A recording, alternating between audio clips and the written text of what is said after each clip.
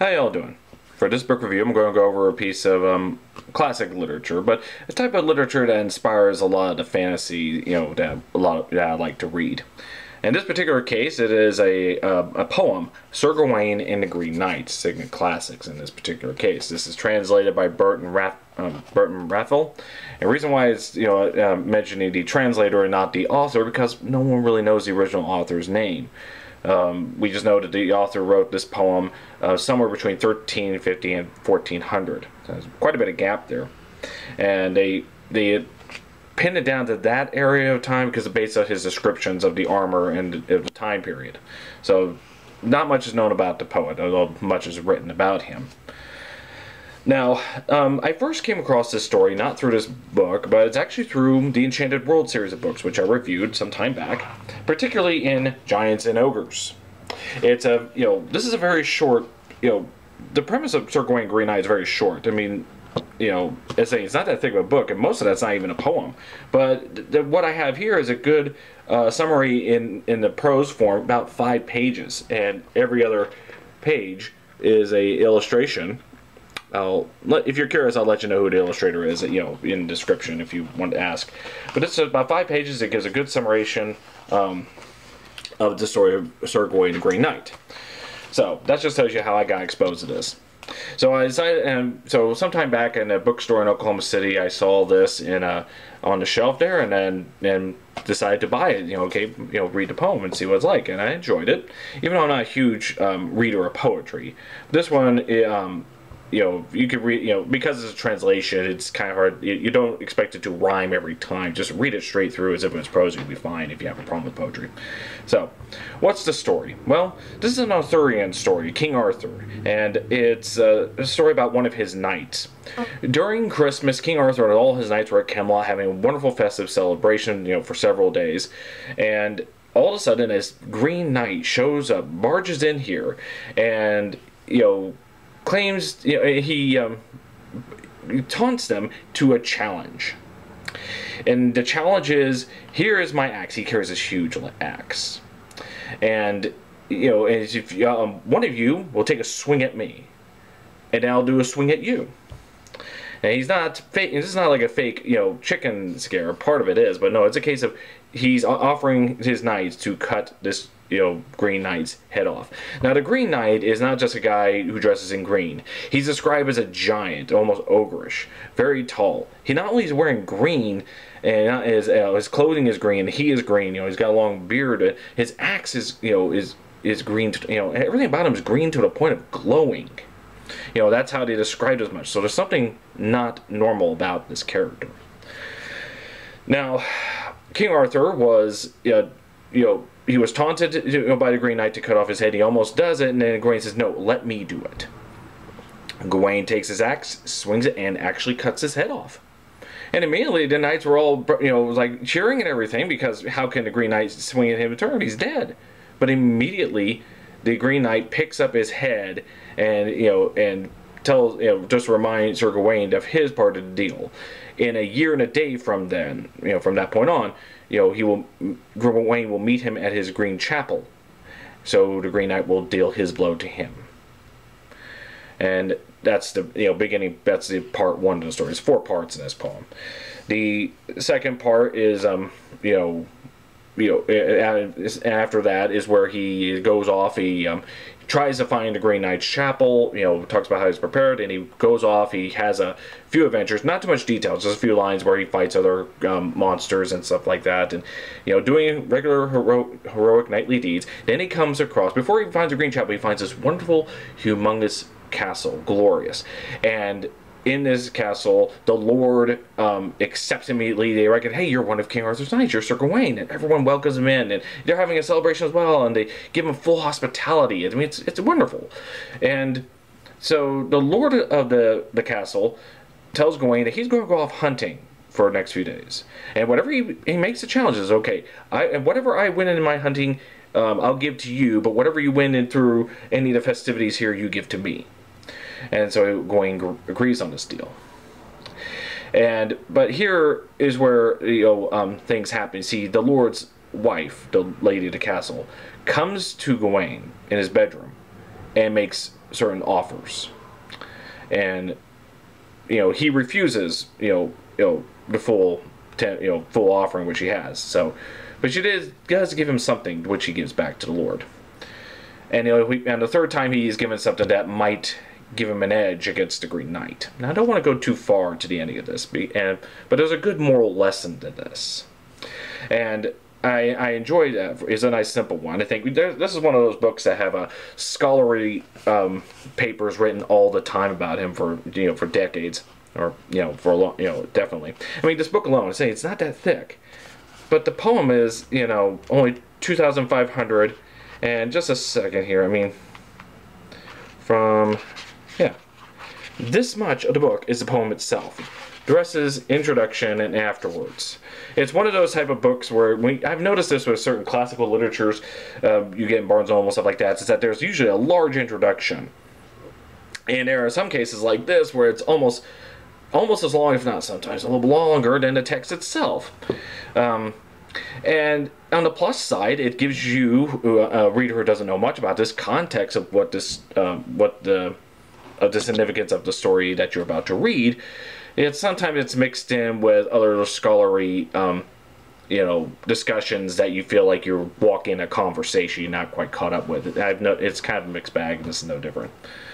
But you get a copy of this, you get a good representation of it. And, if you don't want the poem, you could probably find something like Chandelbrook, Giants and Ogres gives a 5-page one. You could probably find it in various ways, which also leads to other media. Of course, by other media, I mean movies. There's been several adaptations of this, and you can choose one, and some of them are better than others.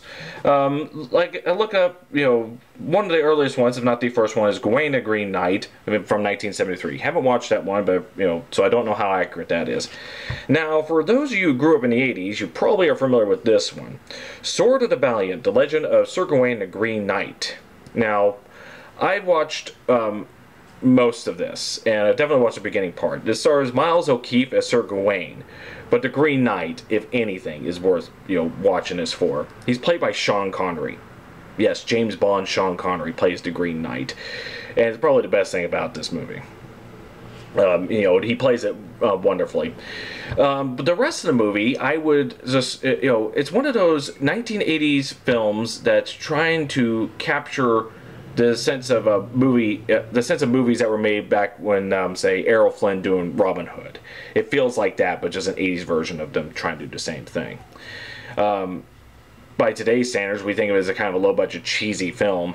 I would probably rank this movie below John Boorman's Excalibur, yet above Hercules, played by Lou Ferrigno, somewhere in between. Where exactly is up to you. But if you were a kid in the 80s, and I'm sure I never watched this as a kid, but if I was a kid, and watched this one, I would have enjoyed it, warts and all, because I believe that when you're below 10 years of age, you don't have much standards, and so when it's bad, you don't look at it, you just look at the good of it. And I gotta admit, the movie does have a very catchy main theme towards it. But at the same time, it's not strictly Sir Gawain the Green Knight. It's combining two stories. It uses uses a story of Sir Gawain the Green Knight, but it also combines another story of another knight of King Arthur, and forgive me for this, Sir Owain, or there's also different spellings of it, something like O-W-E-I-N, or there's also another one where it's I-W-E-I-N, something like that, Ewain or Owain, another knight of King Arthur who has his own story. So there's the Green Knight story and Sir Owain, where he goes into the city, meets the lady, and he fights a knight in black. But for those of you who are interested in that one, that's also in the Enchanted World in Fabled Lands, even that one. So if you have that, you would have Sir Owain. In fact, it's near the end of the book here. So Sword of the Valiant is combining two Arthurian legends into one. But that's nothing new. If you watch Clash of the Titans, the Ray Harryhausen film, that's combining Perseus as the main story, but they put in elements of Bellerophon in the form that they're putting in Pegasus and stuff like that. So there's nothing new. But that's just it's a good campy bit fun for watching as an adult. But if you were a kid and just watch fantasy movies, they would probably enjoy it, if they're into that. Now, for this one, next one's Gawain the Green Knight. Yeah, not going to get variations of titles here. This one's from 1991, and I've watched the beginning ones of this. This one is a very faithful adaptation. Production values almost looks like the old BBC Chronicles of Narnia. I don't know if you ever look at that one that they did. Minus the animations and special effects of the monsters, but it looks like the way the production value was, and costuming and all that, it looks kind of like that. Very well done, although I feel that overall it's somber. Not that it isn't somber in some parts, but when I read the poem there are some festive moments where you feel light and everything, and everyone's happy, so there should be that continuous feel of somberness about it. But this movie, when I look at it, it seems like the whole thing is somber, but I may miss a few parts by that, because I've only halfway watched that one. But give that one a shot. 1991, Gawain the Green Knight.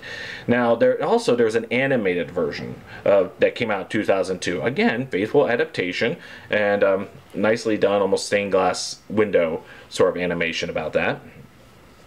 Now, of course, I'm filming this on July 2021, which at the end of the month, in theaters, they'll be released a 2021 version just called The Green Knight. I want to give this one a go, although, albeit it's a form of, it feels like an art house film. If you're familiar with Sir Gawain and the Green Knight, and you watch this, this is a different take on it. I don't know if we want to count this as a definitive version, but the way it's presented in trailers. But we'll give it a go. So there's some options for you if you want to film, if you want to watch Sir Gawain and the Green Knight and not interested in reading. Almost on the side, when it comes to movie adaptations of such works like this, I think Sir Gawain and the Green Knight was treated better as far as adapting it with a faithful adaptation to a film version relative to other stories like, say, Beowulf. I remember in early 2000s there was a Beowulf film by Robert Zemeckis. It was all CGI, had Angelina Jolie as Grendel's mother and sort of things. And again, that one told the basis of the story, but it's told in a slightly different direction. Beowulf, at least the written form that we carry and read today, it was an old legend that was finally written down by a monk, if I recall. Sure, you can correct me on the exact details. So it has a lot of Christian elements into it, where the one from the early 2000s that I'm mentioning was adapted by Neil Gaiman, where I think he wanted to put more of the pagan elements of that. While there's still some Christian here and there, it was trying to tell a different lesson, that pride was the ultimate sin of Beowulf and his downfall, but he redeems himself from. But I think it's when it comes to movie adaptations of classic works, I think it helps for people to have some movie adaptation or show adaptation that's a definitive telling of the story and done well, more or less, and then and if you have something like that, it's a lot easier to have different spin-offs. Beowulf doesn't seem to have a very definitive one, but Sir Gawain and the Green Knight has that. So that's just a thought I had, where if you have something more definitive, then you can do your different takes. You have Shakespeare, right? And how many adapted works of Shakespeare of various stories? You can find a good definitive version of Hamlet, and you have variations of that, maybe set in different time periods, or Romeo and Juliet is another example. You have a basic Romeo and Juliet movie, that I watched in high school. That was perfectly adapted, set in the time period and everything. But then you have Romeo and Juliet with Leonardo DiCaprio. I think that's fine, as long as you have something definitive you can go back to in that one particular medium. But that's just a random thought. I'm digressing about that. Now, going back to the poem. One of the things I would suggest that this is what the flaw of Sword of the Valiant, the 1984 movie. They messed up the ending on this, because the ending is a good moral lesson. To me, I could sum the lesson of Sir Gawain and Green Knight is that there's always room for improvement of you, no matter how well accomplished you are and what you are. Gawain is a very valiant knight, very noble, very chivalrous, not just in battle, but also in court and everything. Almost a perfect example. He's not only continuously told this, but he shows example of this. He's not like, say, Game of Thrones, where there's people who are knights and but it's only illusion of the chivalry. In this story, he's an actual very perfect, almost near perfect example of a knight. But he's faced in a situation it's hard for him to get out of from the means he normally associates with.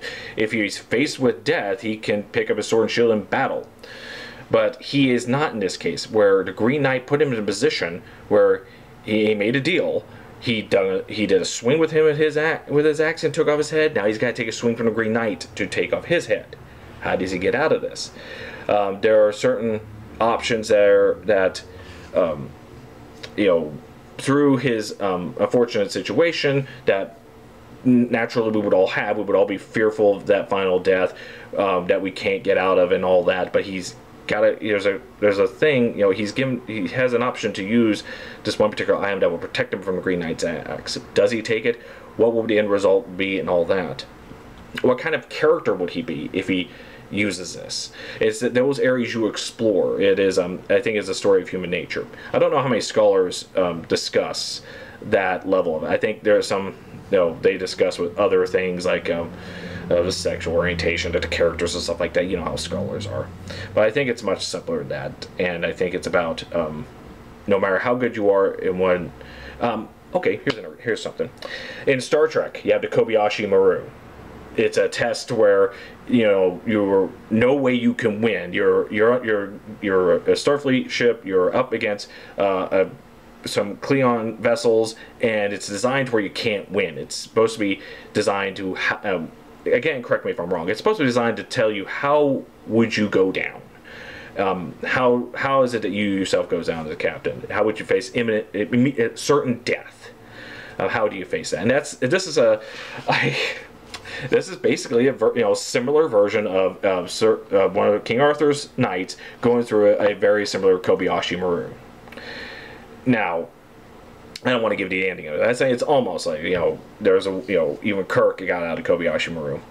But again, it's about despite all this to you know, be a perfect knight, and it can be a metaphor for anything you're good at. You're a good soldier, maybe a good fireman, just a regular, everyday good citizen. If you're faced with something that's, you know, inevitable, like death, how do you go about facing it? What would you do to get out of it, or do you face it head on as is? And I think a story like this is a good way to get that kind of discussion there. So, you know, it's I think that's and the thing is, Sword of Valiant, Legend of the Green Knight with Miles O'Keefe and Sean Connery could be entertaining as all get out, but I think with the ending they changed it to where you missed a very important lesson in exchange for entertainment. So take for that as you will. But because this is King Arthur, you know, and he's definitely into the popular culture in various forms throughout the years. Just a little thing on the side, Games Workshop, who does Warhammer, well, now Age of Sigmar, but back when they did old-fashioned Warhammer, there was a section called Bretonnians, where there was all King Arthur, Arthurian style knighthoods, or medieval knights / King Arthur. And one of the miniatures they have is this wonderful Green Knight miniature. Sorry if I don't have autofocus on this camera, but I'll show you pictures of it afterwards so you can see what it looks like. So this is not my best work. This is one of my early days, about almost, you know, over about 20 years now. So it's decent for the battlefield, but if I had another one, I'll fix it up a bit and do a different paint job, highlights and stuff like that. So I'm sure there's plenty of them that's done better. Maybe some of you have it yourself, but this is mine, and that's how it turned out at the time I did it. So finding this on eBay would be hard to do. I mean, this is metal, you know, this is pewter, but I've seen them go on eBay for over $100 and stuff like that. But there might be other versions of it you could find, maybe small statues for your desk, or, you know, 3D printed ones you could look around. But yeah, that's my little side deal of Green Knight, and because I recognized him from the Enchanted World, and I just thought it was a neat looking miniature, I had to get him. So there you go, Sir Gawain, the Green Knight. The translation I have is Burton Raffle. But it's not the only one. If you are a J.R.R. Tolkien fan and you want to add more of his stuff to your collection outside Lord of the Rings, he has done his own translation as well as many others. But I think it's one of those stories that's good to have, to where regardless of what media you want to choose, the original poem, adapted works like through the Enchanted World, maybe you find a good kids book, or, you know, or what have you, or a good movie, there's plenty of options. And I think it's one of those that's been, you know, it's a nice simple moral lesson, very simple straight story, but I think the ending gives a very good lesson that can apply to all of us. So, but why do I recommend this other than, say, my regular choice of fantasy stuff like this? Because again, I like the idea of going back to the influences of for whatever fantasy you're into, check out the writers who wrote that, their influences, and go back towards that bush or tree or whatever metaphor you want, and look at the old nodes or even up to the roots of it. And this influence, is poetry and myths and legends from this time period and further back that influences those writers like Tolkien and other writers on the side.